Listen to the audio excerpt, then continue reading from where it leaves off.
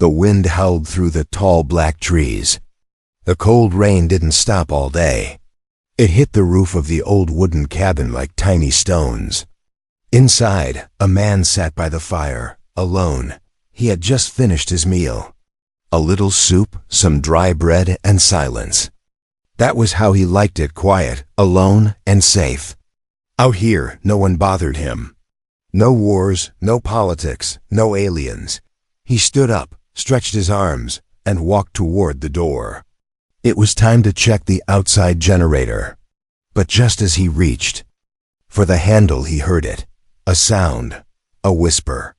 A voice so soft, so broken, it was almost not real. "Please." The man stopped. His hand froze on the door. He slowly opened it and stepped into the cold rain. There at the edge of the trees, he saw something moving. No, not something. Someone. A figure, small and shaking, slowly stepped forward. She held something in her arms, wrapped in what looked like a torn blanket that her clothes were soaked. Her face was pale. Her silver blue skin was cut in places. Her black hair stuck to her cheeks. She was not human. She was alien. But her eyes, those big, glassy eyes, were filled with fear and pain. He stepped forward, but she raised her hand. "Please," she said again. "I don't want trouble, just food for my daughter." He looked down. The small bundle in her arms moved. A tiny hand poked out thin, shivering. A baby. The man's heart tightened, but his face stayed still. "Where did you come from?" he asked, his voice rough. She looked behind her, as if afraid something would follow. "I escaped. From the traders. They took everyone. I only have her now." The man looked around. No one else in sight. Just trees, wind, and rain. "I'll leave after she eats," she whispered. "You won't even see me again. I won't talk.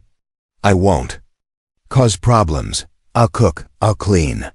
I'll sleep on the floor, or outside. Just let her eat." Her knees buckled. She almost fell. The baby in her arms let out a weak cough. No crying. Not even a sound of hunger. Just silence. That silence was worse than any scream. The man opened the door wide. "Come in."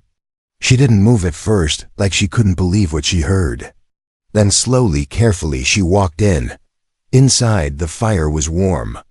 The cabin was small but safe. She stood near the door, dripping rainwater on the floor. She didn't sit. She didn't ask questions. She just held the child close, her eyes watching the man like a scared animal. He poured some soup into a wooden bowl and placed it on the table. He also put some dry cloth near the fire. "Sit there," he said. "Let the baby eat first." She walked to the fire, sat, and slowly unwrapped the child. The girl was no older than 2. Thin, weak. Her skin was a pale silver blue, same as her mother's, but her eyes were heavy, almost lifeless.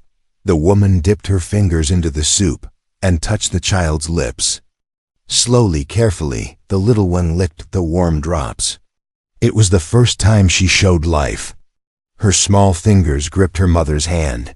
Tears rolled down the woman's cheeks. She didn't cry loudly.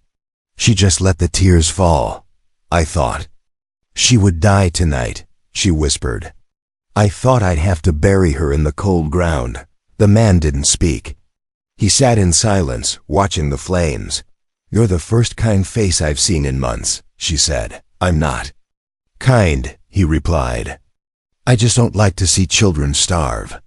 She looked at him then. Her eyes were full of questions, but she didn't ask them. She simply said, "Thank you." After some time, she looked at the bed in the corner, then looked down. "I can stay there, if you want." The man frowned. "I said you can rest, not sell yourself." Her eyes widened.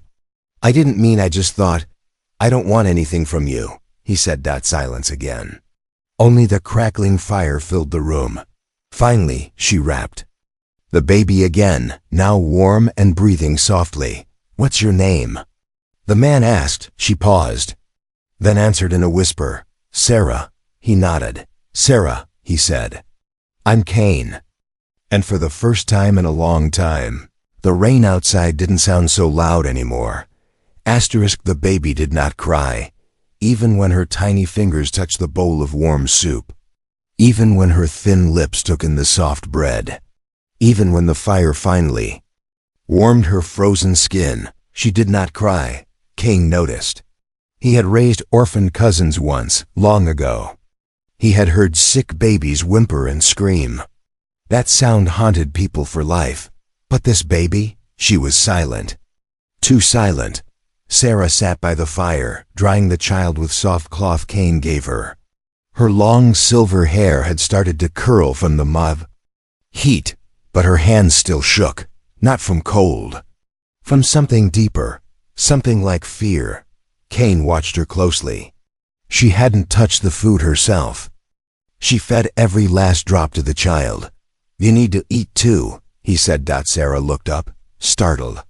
I will, after." The baby had stopped shivering. Her little hands clutched a torn scarf, rubbing it softly, like it was her comfort. "What's her name?" Cain asked. Sarah looked down at the baby. Her eyes filled with something that wasn't quite sorrow, but wasn't peace either. "Yari," he repeated it quietly. "Yari, a soft name. A gentle sound in a harsh world." Cain poured more soup and placed it near Sarah. She didn't move, just stared at it. Then finally she whispered, "Can I eat it here? Or should I go outside?" He frowned. "Why would you go outside?" She blinked. "Because that's how it was before. In the last place, I wasn't allowed to eat near the masters or their children. She stopped. Her voice cracked. Cain didn't ask more. He just said, "You can eat right here. This is not that kind of place." She took the bowl slowly, like it might disappear if she moved too fast. And for the first time, Cain saw her hand stop shaking. Reached out and touched her mother's sleeve, just a soft grip. Her fingers were weak, but her eyes looked around, at the fire, at Cain, at the small cabin. Still, she didn't cry. "She hasn't cried in weeks," Sarah said suddenly. "Even when she was sick. Even when I carried her for days without food.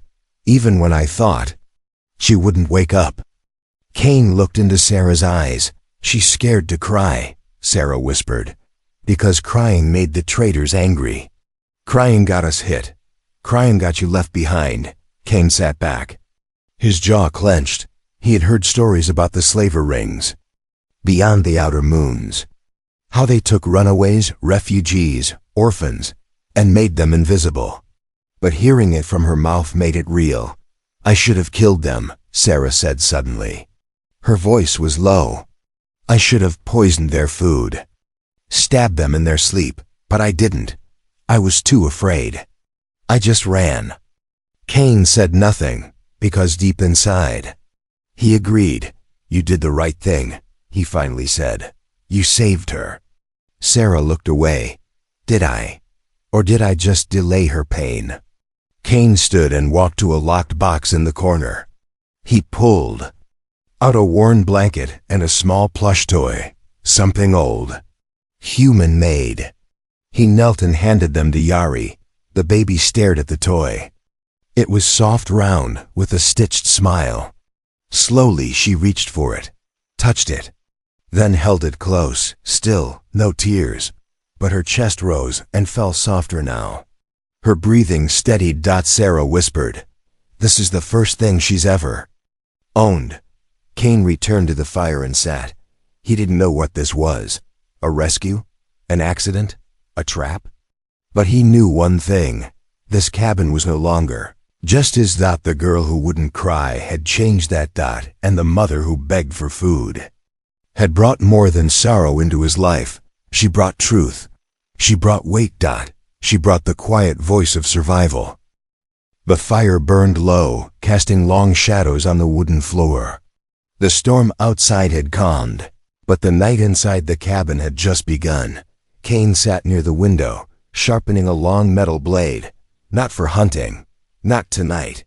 His eyes kept glancing At the two shapes curled near the fireplace, Sarah had fallen asleep sitting up, her back against the wall, her arms wrapped around her daughter like a shield. Even in sleep, her grip never loosened. But Cain noticed something else. She never really slept. Her ears twitched at every sound. Her eyes opened just a little when the fire cracked too loudly. Her body was still in a world where danger walked through doors without knocking. He poured more wood into the fire, carefully, quietly. Then he set the blade down and stepped toward the old storage chest. He pulled out a canister of dried fruit and some ground meal. It wasn't much, but it was better than nothing. As he worked in silence, Sarah stirred. She opened her eyes slowly. Then, for a second, panic flashed in them. She reached for Yari and pulled the child closer. Cain didn't move. "You're safe," he said calmly. "Still in my home. No one came." Sarah nodded. Her voice was tired. "It's hard to believe in safety." Cain didn't argue. Instead, he handed her a hot drink. She smelled it before. Sipping. "No poison," he said with a faint smile. She gave a small laugh. It was dry, hollow, but still. It was a laugh. Yari was still asleep in her arms, finally breathing like a normal child. Cain stared at her. "She looks better already." "She does," Sarah replied. "You've done more in one night than anyone did in months." Cain sat down beside the fire. "You said the traitors took everything," he said. "But how did you escape?" Sarah's fingers tightened around the cup. "It wasn't a rescue," she said. "It was chaos." And then she spoke, softly, carefully.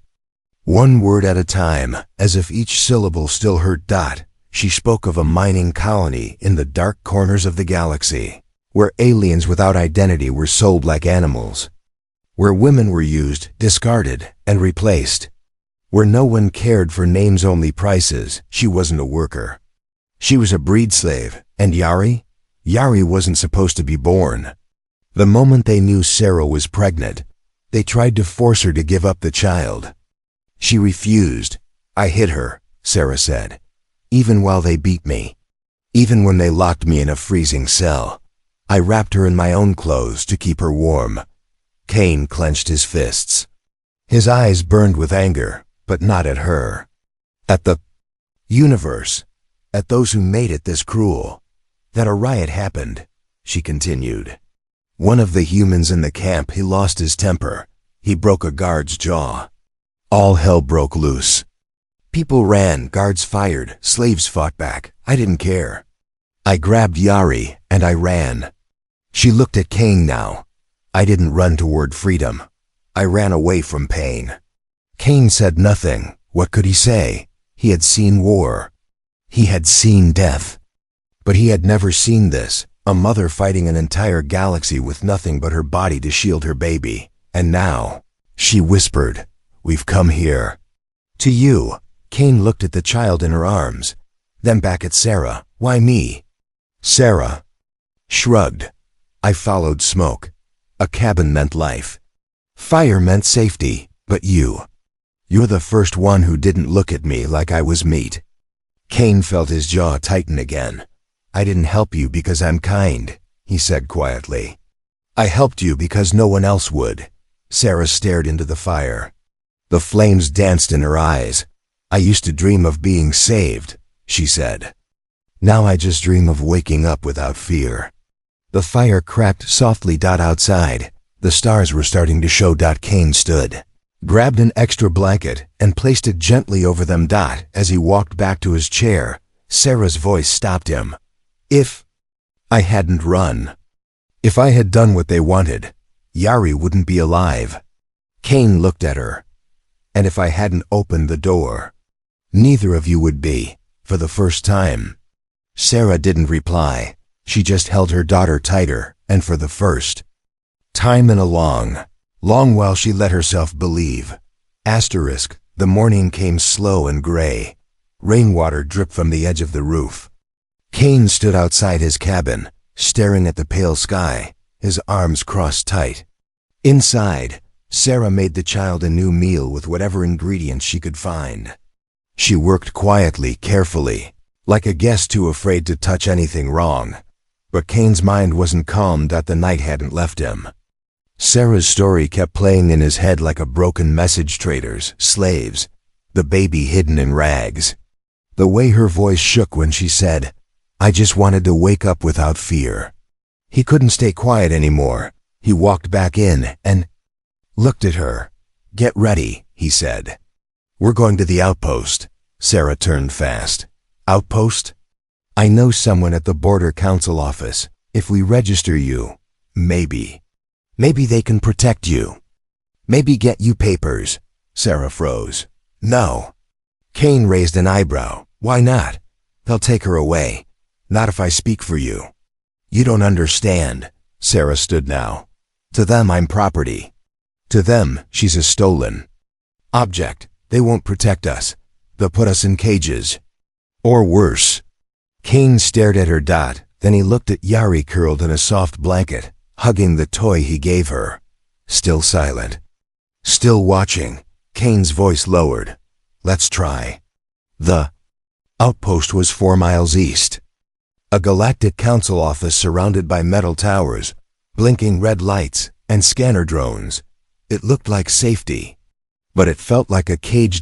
As they walked through the outer gate, Sarah covered her face with her scarf.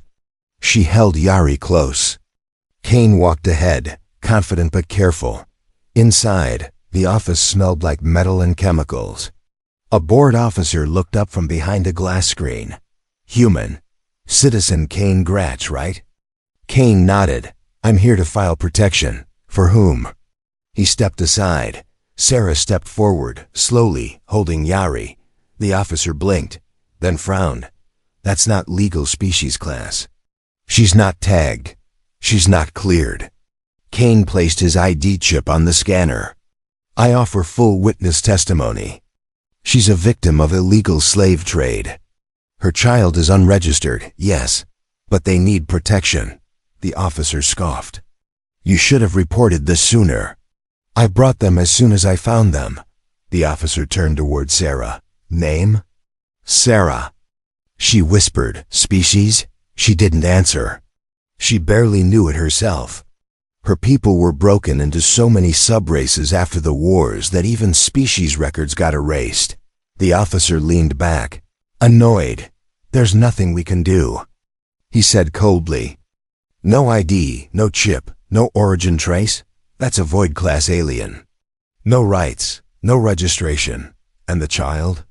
Not even born in system." Kane stepped forward. "She was a slave."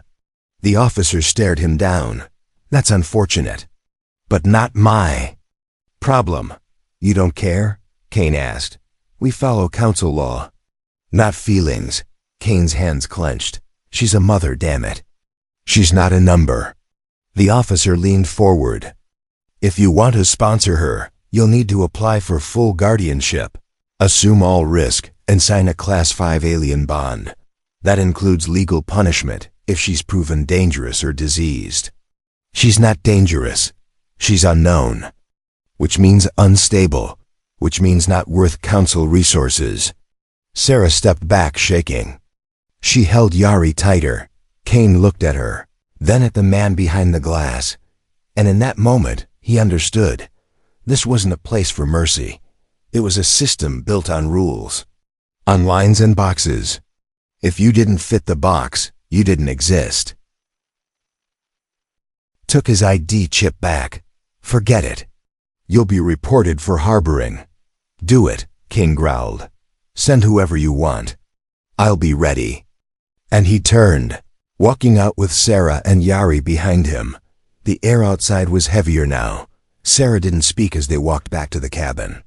She thought Kane would yell at her, that he'd blame her, that he'd tell her she was right, she was too much trouble. But instead, Kane said nothing. When they reached the door, he looked at her. "You were right. They don't care." She nodded slowly. "From now on," he said, "this place, this cabin, this is your council. I decide what happens inside, and I say you stay." Sarah's eyes filled with tears. This time, she didn't hide them. "Kane, walked inside first. Yari lifted her hand toward him, offering the toy again, and for the first time since she arrived, she smiled. It was small, crooked, unsure, but real, a silent smile from a child who never cried. The morning air was still.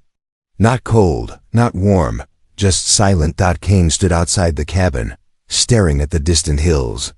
Sarah and Yari were still asleep inside, curled together like one breath in two bodies. He couldn't stop thinking about the outpost officer's words. Void class. No rights. Not worth saving. That phrase echoed like poison in his ears. Kane had lived many years off the grid. He had seen what the system forgot. But this was different. A mother and child, thrown aside like garbage. And the council called it law. He needed answers. Not from the council. From her past. By mid-morning, Sarah stirred. Her face looked softer today, like some part of her pain had finally slept.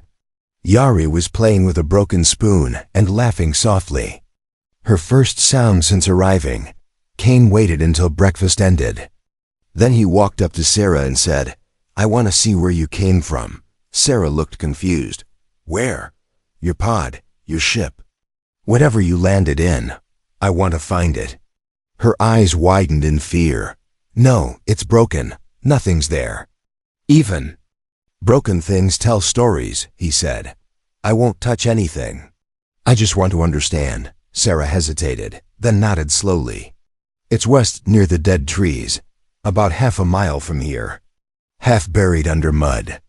Kane took his coat, a scanner, and a flashlight. The land west of the cabin was rough. Muddy hills, fallen trunks, and twisted metal pieces scattered across old battlefield soil. It took Kane nearly an hour to spot the dent in the ground, covered by leaves and vines. He knelt and started clearing it, piece by piece. Rust, burn marks, dented alloy, a crash pod, very old, not standard, no markings, no clear origin. He scanned it, and the reading came back with words he rarely saw. Class unknown. Code, Royal Echo. Kane froze. Royal? He pried open the side hatch. The inside was dark. Smashed but still held traces. Small medical kit, half-used energy cell, and a locked black cube, glowing faintly blue. Kane picked it up. The cube was light warm. It hummed. A data crystal. He pocketed it. There was also something else. A cloth. Not just any cloth. Woven silver thread with a symbol in gold. A crest. He recognized it. It belonged to a long-lost dynasty. The royal house of the Alari system. The royal family was rumored to have been wiped out by slavers nearly 10 years ago during a rebellion. Everyone thought they were extinct. But Sarah. Kane suddenly remembered the way she avoided questions. The way she protected Yari like more than just a daughter. Like a key to something greater. He returned by sunset. Sarah saw the look in his eyes and stepped back. "You went?" Kane nodded. "I found your pod." She looked away, guilty. "I told you it was broken. But you didn't tell me you were royalty." Her hands trembled. "It doesn't matter." "It does. Your child carries royal blood." Sarah's voice dropped. "I didn't want to be found, not by slavers. Not by rebels, not even by the council. Royals mean power, and power means hunting." Kane stared at her. "You've been hiding all this time." "I'm not a queen anymore," she said. "I'm just a mother." Kane placed the cube on the table. "This proves otherwise. And someone out there knows." Sarah hugged Yari, now asleep again. "Please, I don't want a crown. I just want her to grow up free." Kane looked out the window, deep in thought. If the council found this data, they would want to claim her. If the slavers found her, they would want to sell her again. And if the galaxy knew a royal lived in his cabin, their quiet life would burn. "I won't tell anyone," Kane said finally. Sarah looked at him in surprise. "You won't?" "No, but I will protect you, not as a soldier, not as a citizen, just as a man who still believes in doing what's right." She blinked hard, tears forming again. Then she asked, "Why?" Cain picked up the crest, held it in his hand, then set it on fire. Sarah gasped as the gold thread burned. "No more thrones. No more titles," he said. "Only family now." And as the flames died, Sarah whispered, "Then, this is the first time I've truly been free." The stars looked peaceful that night. Too peaceful. Cain sat outside the cabin, cleaning his old plasma rifle. Not because he expected trouble, but because something inside him said it was time. Inside, Sarah was humming softly, a lullaby from a world that no longer existed. Yari was curled up in a blanket, hugging the same toy with stitched smile Cain had given her. She didn't cry, she didn't talk much, but now she smiled more. That was enough. But peace never stays long for people like them. And far above, in the black sky, a silent ship broke through the clouds. No engines, no warning, just shadows in the dark. Cain was sharpening a knife when he heard it. Thud. A sound too soft to be thunder. Crack. Branches snapping. Then silence. He stood, picked up his rifle, and stepped toward the door. Sarah felt it too. She rushed to the back of the cabin, holding Yari close. Cain opened the door slowly. Nothing. Only the wind. Then a voice, cold, smooth, inhuman. "Give us the girl, and we won't burn the house." Cain didn't blink. "Who are you?" Figure stepped out from the trees. Black armor, smooth helmet, a red symbol on the chest, the mark of the collectors. Slavers, hunters, elite, paid by governments to clean up unwanted refugees. Behind the first one, more shapes appeared. 4, 6, 8. Too many. Cain raised his rifle. "You've got the wrong house," the leader chuckled. "We followed the signal. Royal blood carries a special frequency. Weak, but not lost. We've been searching since the rebellion. You're trespassing. We're retrieving property." Cain's voice dropped. "She's not property. She's a mother." "And the child?" the hunter said. "A symbol of a throne long dead. The council wants no royal flames to rise again." Cain stepped forward. "Then they'll have to kill me first." The slaver raised a hand. "Easy, you're human. This isn't your war." Cain smiled darkly. "That child calls me family. That makes it my war now." The first shot came fast. Cain ducked, rolled, fired. One of the black-armored men fell, but they weren't simple raiders. They moved like shadows, fast and cold. Sarah screamed from inside, "Cain, stay down!" He shouted, throwing a flash grenade toward the trees. It lit the sky like lightning. He backed into the cabin and locked the door, breathing hard, hands shaking, but his eyes stayed sharp. "They found the crest," Sarah said. "I told you they would come." Cain pulled open a hidden drawer and handed her a small shock blade. "Then we fight." Sarah stared at the blade. "I don't want to fight anymore." Cain placed his hand on her shoulder. "I don't either. But we're not fighting for war. We're fighting for her." He pointed at Yari hiding behind the bed, clutching her toy. Then the wall exploded. A metal rod shot through the side of the cabin, sending wood and fire flying. Cain pulled Sarah and Yari down behind the table. More shots came through the walls blue, light burning holes in everything. Cain fired back through the smoke. 2 more fell. Then nothing. Silence again. But it wasn't over. Cain stepped out, coughing, blood on his arm. The leader was still there, untouched. "You're brave, human," the slaver said, stepping forward. "But bravery is not victory." Cain aimed, then clicked. Empty. The hunter raised his weapon. Yari screamed. It was the first sound she ever made. The cry stopped everyone. Even the hunter paused. Sarah threw herself over her daughter, expecting death. But Cain wasn't done. He grabbed a buried cable from the ground, connected to an old battery from a war drone he had once salvaged. He pressed. it against the slavers' chests. Ape! Electric light burst through the man's armor. Sparks flew. He screamed, then collapsed. The others ran, not in fear of weapons, but because something ancient in that scream told them, this man doesn't care about laws. He only cares about who's behind him. The smoke cleared. Sarah crawled to Cain and held him. His arm was bleeding, but he was alive. Yari ran to him and touched his hand, crying now. Not just a sound, a real cry. A child's cry, and that sound broke something inside. Cain, something deep, something human. He whispered, "You're safe." And this time, he meant it. The cabin was quiet again. The battle was over. Smoke still rose from broken wood. The walls were scarred. The door hung crooked. And yet, it felt more like a home now than ever before. Cain sat on a chair, his arm bandaged.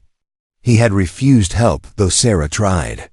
His eyes stayed on the small child sleeping in the corner, wrapped in 2 blankets, clutching her toy like a shield. The girl who never cried until she screamed to save him. Sarah sat across from him, bruised but alive. She stared at the flickering fire, her hands wrapped around a warm cup. She spoke softly. "Why did you fight for us?" Cain didn't answer right away. He stared at the flame, then said, "Because someone should have." "And I was here." Sarah smiled gently. "You didn't have to burn the crest. You didn't have to take a shock for me." "I know." "Then why?" Cain looked her in the eyes now, and for the first time, there was no coldness left in them. Only quiet strength. "Because when I opened that door that night, I wasn't saving you," he said. "I was saving myself." Sarah blinked. "What do you mean?" "I've been living out here alone, thinking I didn't need anyone. That? I was safer this way. But then I saw you, holding that child. Starving, shaking, and still begging only for her, not yourself." He looked over at Yari again, and I remembered what it means to matter to someone. Outside, the wind had changed.